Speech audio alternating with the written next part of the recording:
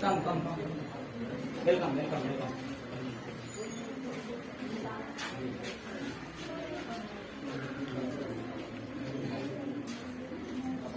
देखो कल जो परीक्षा हुई है उसका ये है ना, निर्देशांक ज्यामिति चैप्टर नंबर 7 की जो परीक्षा हुई है उसमें क्वेश्चन नंबर 9।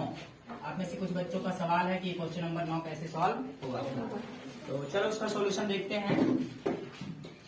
क्वेश्चन नंबर 9 दिया गया था कि यदि किसी त्रिभुज के शीर्ष, कोई ट्रायंगल है, कोई त्रिभुज है जिसको हम इस तरह से बना लेते हैं। मान लीजिए हमारे पास ये त्रिभुज है और इनके शीर्षों के निर्देशांक आपको दिए गए हैं। शीर्षों के निर्देशांक -2, 4, इसका निर्देशांक 3, -1, ठीक है, और तीसरा वाला निर्देशांक 1, ठीक है। इस त्रिभुज का नाम कुछ भी दे सकते हो आप, PQR ABC XYZ, है ना। अब इस त्रिभुज का क्षेत्रफल दिया है, इस त्रिभुज का जो एरिया है, क्षेत्रफल है, वो दे दिया है कितना बच्चों, 10 वर्ग इकाई, ये दे दिया गया है इसका एरिया।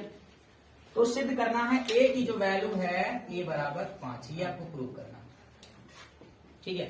सबसे पहले ही बात, त्रिभुज के अगर शीर्षों के निर्देशांक आपको दिए गए हैं तो इसका क्षेत्रफल क्या होगा, कैसे निकालोगे। त्रिभुज के क्षेत्रफल का सूत्र, अटक गए, बता दिया जाए। देखो बच्चों, सिंपल याद रख लो, बढ़िया से ढंग से याद रख लो कि हमारे पास त्रिभुज PQR है और इसके शीर्षों के निर्देशांक X1 Y1 X2 Y2 X3 Y1। यानी सबसे पहला हम काम करेंगे कि त्रिभुज के शीर्षों के निर्देशांक को X1 Y1 X2 Y2 X3 Y3 मान लेंगे। बोलो बात क्लियर है? yes, sir। अब इस त्रिभुज के क्षेत्रफल का सूत्र यहाँ डायरेक्ट लिखते हैं, त्रिभुज का क्षेत्रफल, त्रिभुज का क्षेत्रफल, नाम उसका कोई भी हो, क्षेत्रफल का फॉर्मूला 1/2। ओके, क्या लिखोगे पहले 1/2। अब लिखोगे x1, क्या लिखोगे x1। अब देखो ये 1 है, 1 के बाद 2 आएगा, 2 के बाद 3 आएगा। और 3 के बाद फिर 1 आएगा। मान लो एक छोटे से बच्चे हो आप लोग और आपको 3 तक गिनती सिर्फ आती है, 1 2 3, फिर 1 2 3, 1 2 3, 1 2 3, मतलब 1 से चले 2 पे पहुंचे, 2 से पहुंचे 2, 3 से फिर कहाँ पहुंच जाओ। बिल्कुल वैसे ही काम करना है। x1, ये x1 डिब्बे में, प्लस x2 डिब्बे में, प्लस x3 डिब्बे में, यानी डिब्बे के बाहर x1 x2 x3 हो गया प्लस चिन्ह के साथ। बोलो बात क्लियर है? yes, sir। अंदर होंगे y वाले, यानी कोड। अब ये 1 है ना, 1 के बाद 2 और 3 आता है, तो लिखेंगे y2 - y3। समझ आया? अब ये 2 है ना, 2 के बाद क्या आएगा 3 के बाद फिर क्या आ जाएगा y1। गिनती आपको 3 तक आता है? बोलो हाँ कि ना? और ये 3 है, 3 के बाद क्या y1 - तो ये हो गया बच्चों त्रिभुज के क्षेत्रफल का सूत्र, जब उनके शीर्षों के निर्देशांक दिए गए हो तब। क्या दिए गए हैं? तो उसके ये क्षेत्रफल का फॉर्मूला है। बात समझ में आया? yes, sir। अब यहाँ क्षेत्रफल बच्चों ऑलरेडी क्षेत्रफल की जगह पर कितना दिया है 10। जहाँ लिखे हैं त्रिभुज का क्षेत्रफल यहाँ लिख दो 10 बराबर 1/2। x1 y1 x2 y2 x3 y3 के मान को रख दो। देखो चित्र को ध्यान से देखो, x1 की वैल्यू -2, चिन्हों का ध्यान रखिए, y2 की वैल्यू -1, फिर y3 की वैल्यू 1, चिन्ह सहित रख लेना, ठीक है। फिर x2 की वैल्यू 3, y3 की वैल्यू 1 y1 की वैल्यू 4। चित्र को गौर से देखो और यहाँ पर मानों को चिपका लो। फिर प्लस x3 की वैल्यू क्या है 1 प्लस 1, कोष्टक में y1 की वैल्यू 4 प्लस 4 माइनस y1 की y2 की वैल्यू -1। देखो ये माइनस सूत्र का है, यहाँ y2 की वैल्यू -1 आ रहा है, तो ये माइनस, ये भी माइनस, माइनस बोलो इतना तक कोई दिक्कत? अब अगर इतना नहीं दिक्कत है तो जोड़ घटाने में क्या दिक्कत होगी? कोई दिक्कत नहीं। ये जो है 10 बराबर 1/2, अंदर देखो क्या है अचरपद, -2 का अंदर गुणा करो, -2 का अंदर -1 में माइनस 2 का 1 में 2, ये -2 का -a में माइनस 2 का a में 2, यानी जो कोष्टक के बाहर पद है अंदर मैंने दोनों पदों में क्या कर दिया गुणा कर दिया। फिर यहाँ देखो +3 का a में +3 है और +3 का -4 में प्लस माइनस 3 × 4 12 हो जाएगा, ठीक है। और प्लस यहाँ 4 और 1 कोष्टक के अंदर 5 का 1 में 5 1 कम 5, समझ आया बच्चों? Yes sir. यहाँ 10 बराबर 1/2, ये +2 है +3 है, कितना हो जाएगा? प्लस का 5 है, सही बात है। और यहाँ 2 और यहाँ 5, ये +2 और +5 कितना होगा? +7। क्या होगा?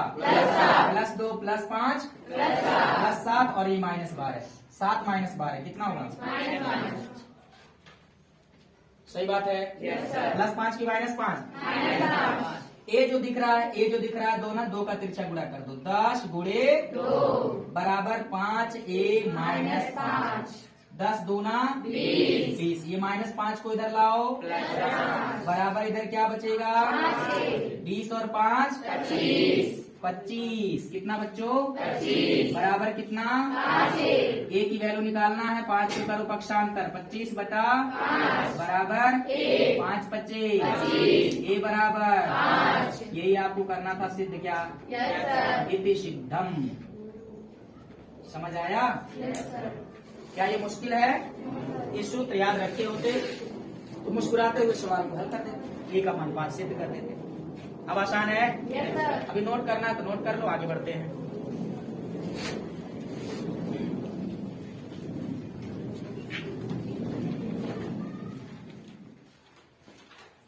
बोलो अगला क्वेश्चन क्या है?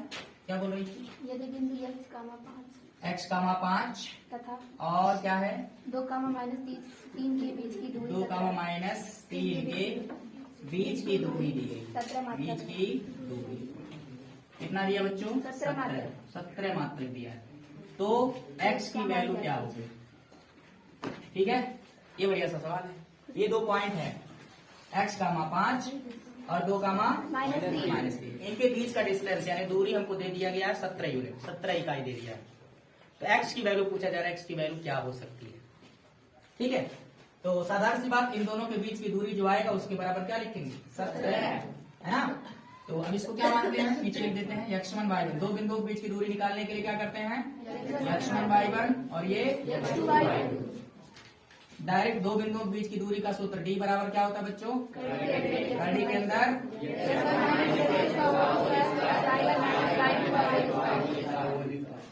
√x1 - x2 का whole square plus y1 - y2 का होल स्क्वायर। और ये d क्या है? दोनों के बीच की दूरी, जो कि कितना दिया गया? 17। ये d की वैल्यू 17 रख लेते हैं बराबर। अब इसमें x1 की वैल्यू x - x2 की वैल्यू 2, यानी पहले में से पहले को घटाएंगे होल स्क्वायर प्लस दूसरे में से दूसरे को घटाएंगे, यानी 5 में से घटाएंगे किसको? -3 को, तो माइनस माइनस ठीक है ना। तो ये 17 और ये आ जाएगा √x - 2 का होल स्क्वायर और प्लस 5 3 8 8 का स्क्वायर। ये पूरा वर्गमूल खत्म करने के लिए दोनों पक्षों का वर्ग कर दो, स्क्वायरिंग ऑफ बोथ साइड, दोनों पक्षों का वर्ग कर दीजिए। ठीक है बच्चों, क्या करेंगे? क्या करेंगे? वर्ग। इधर का वर्ग करेंगे तो 17 का वर्ग हो जाएगा, बोलो क्लियर है? और इधर का जब वर्ग करेंगे तो √ हट जाएगा, यानी ये वर्गमूल का जो चिन्ह है, संकेत है, ये क्या होगा? वर्ग करने पे हट जाएगा, सिर्फ बचेगा अंदर वाली बात x - 2 का स्क्वायर प्लस 64। 17 का वर्ग कितना होता है बच्चों? 289। पक्का? 17 का वर्ग 289 और ये प्लस 64 को इधर ले आओ, बराबर x - 2 का होल स्क्वायर। माइनस करो, कितना आ रहा है? 225। कितना आ रहा है? 225 आ रहा है ना। 225 x - 2 का होल स्क्वायर। अब ये 225 किसका वर्ग है? 15 का, 25 का वर्ग नहीं है, भटकती हुई आत्मा। 15 का वर्ग बराबर x - 2 का वर्ग। अब दोनों का वर्ग है बच्चों, वर्गमूल ले लो। क्या कर दो जी? वर्गमूल लेने पर। ठीक है, समझ आया? वर्गमूल लेने पे वर्ग खत्म हो जाएगा, इधर आ जाएगा 15। हालांकि प्लस माइनस लेना चाहिए, लेकिन हम सिर्फ प्लस ले रहे हैं। ठीक है, बोलो तो 225 का वर्गमूल 15, इधर वर्ग खत्म हो जाएगा, x - 2 -2 को इधर ले आओ, 15 प्लस 2 इधर आएगा -2 बराबर x की वैल्यू 15 प्लस 2 हो जाएगी 17। नहीं सही है? फिर क्या दिक्कत हो रहा है?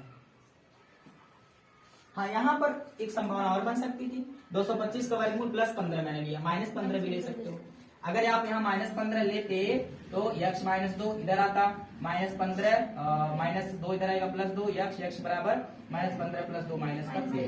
ये भी अगर आंसर है विकल्प में तो ये भी मिल जाएगा।